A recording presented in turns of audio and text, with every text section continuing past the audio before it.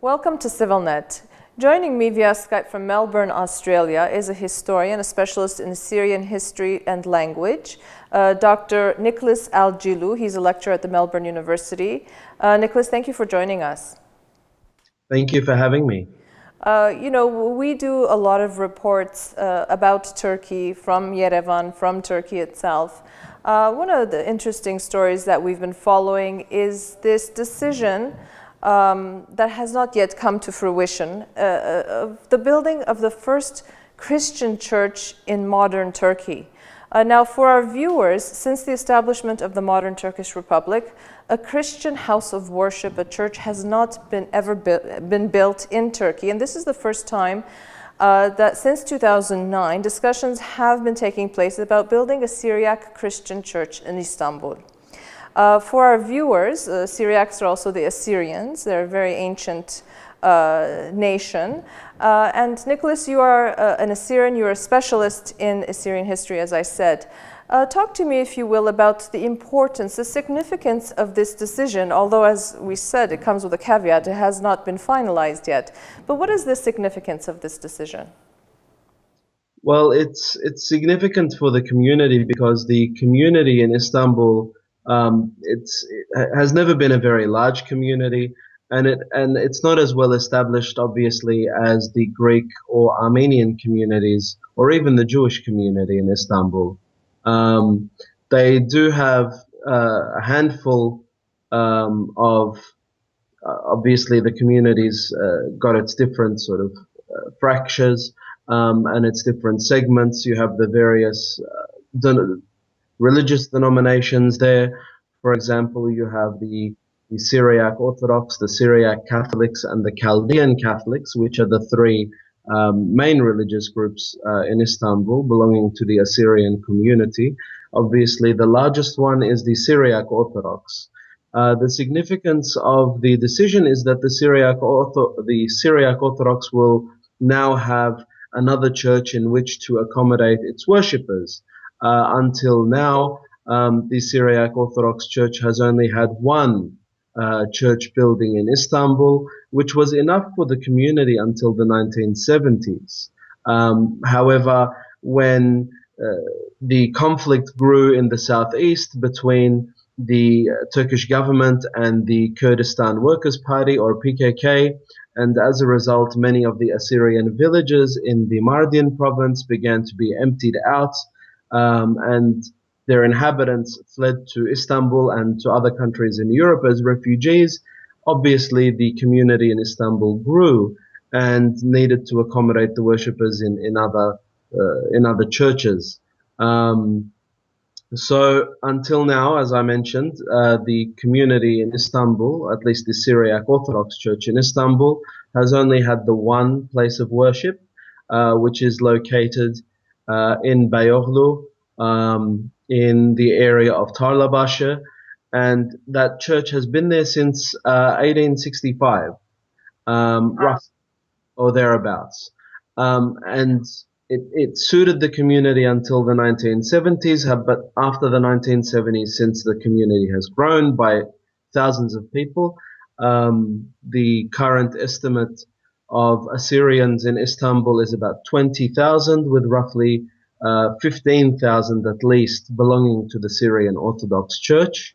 They have that one church in Tarlabaşı, and they are also renting church buildings belonging to the Greek Orthodox Church or the Catholic Church in and around Istanbul to cope with housing their other worshippers. So it's significant for them because they're starting to build their presence in Istanbul.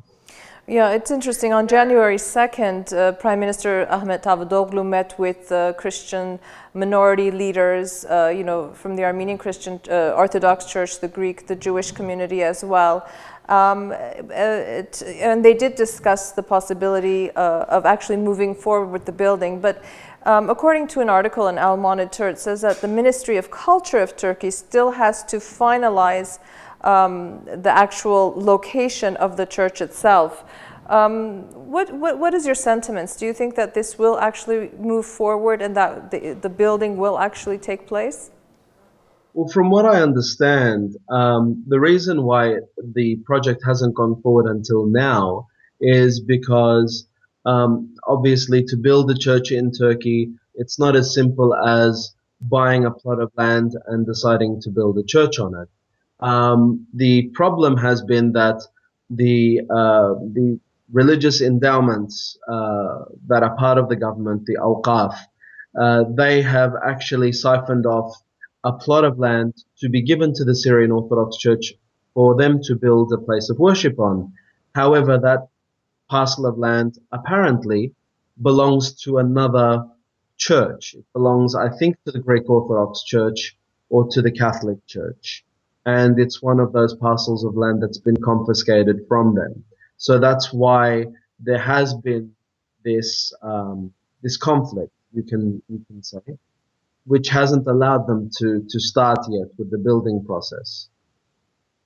But if we can just look at the political side of it, if we may, for a minute, now President Recep Tayyip Erdogan and the AKP party have now been in power for more than a decade.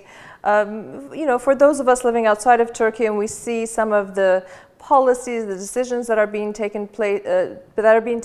made by Erdogan's government and his rule, it's really quite surprising that they would agree. And just the fact itself that, 90 years a church hasn't been built, and yet today there's that decision.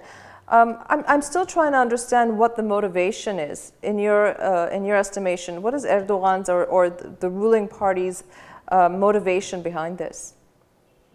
Well, I mean, I really am not in a position to state clearly what their position would be. However, it appears that they are trying to portray an image to the rest of the world so as to say that they are allowing religious freedoms for various ethnic and religious minorities within Turkey.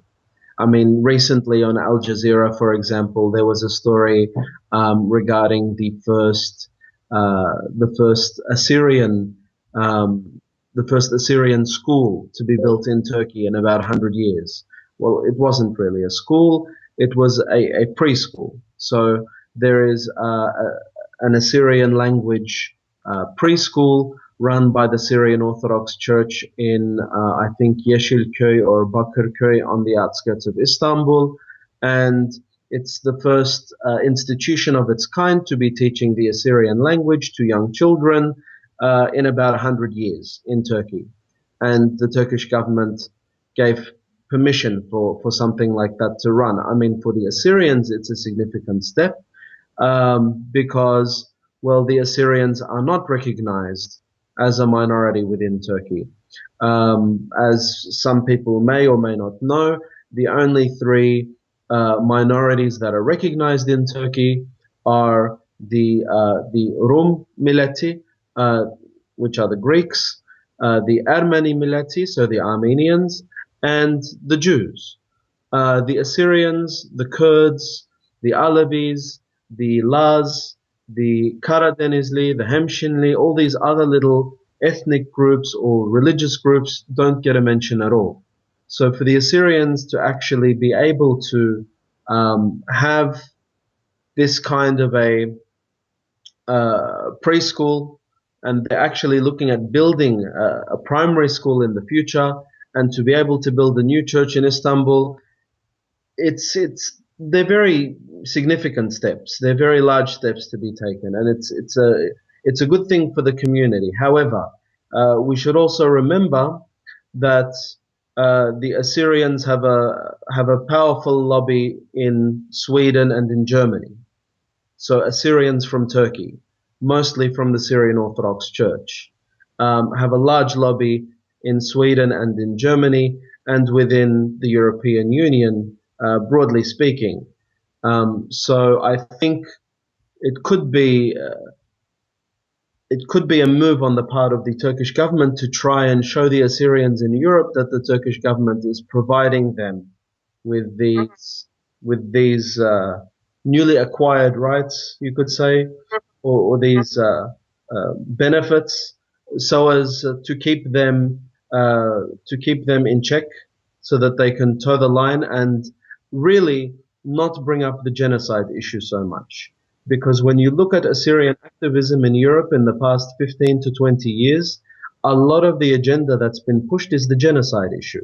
Yeah, and it's also interesting, Nicholas, that it is the centenary of the Armenian genocide coming up on April 24th, which the very strong Armenian lobby in the United States and in Europe and even in Australia have been, advocating for decades. So it seems it's either a coincidence or it is perhaps a move by Erdogan of things to come, or perhaps to show the rest of the world, as you said, that it is a multicultural, tolerant, accepting society and country. So time will show, I think, how honest and if indeed the church will ever eventually be built.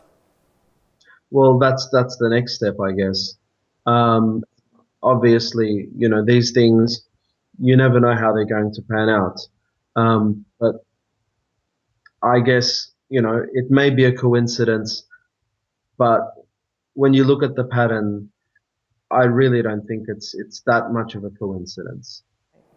Well, thank you very much, Nicholas Al-Jiloo, for joining us from Melbourne to talk to us about this very interesting development taking place in Turkey.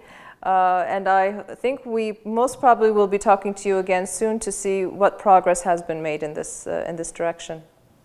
No problem. Thank you very much again for having me with you. Thank you. I'd like to remind our viewers that my guest was historian, a lecturer at the Melbourne University, Nicholas Al-Jiloo. Stay with CivilNet.